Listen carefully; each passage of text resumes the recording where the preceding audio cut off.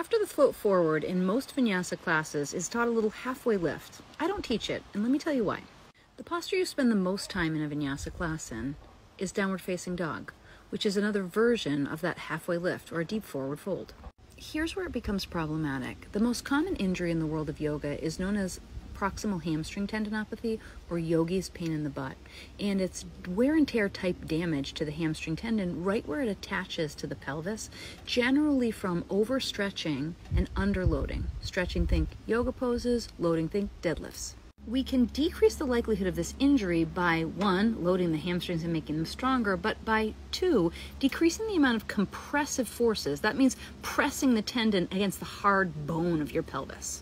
The compressive force is greatest on a hamstring when the leg knee joint is straight, when the pelvis is tipped forward, and third, when the chest is forward or when you have a flat back. Removing any one of those variables, like bending the knees in forward folds or allowing the spine to stay rounded when you hop to the front of the mat, reduces that compression and that impact. The problem is that forward folds feel good and are addictive, so we can tend to want to really stretch the spine forward so we can feel it again in the hamstrings, even if it's not necessarily the best thing we could do for our bodies. Ask any smoker, you know it's not good for you, but you keep puffing anyway. But if you're ready to lay down the camel, I'll leave my cueing in the notes below. Try it in your practice and let me know how it feels.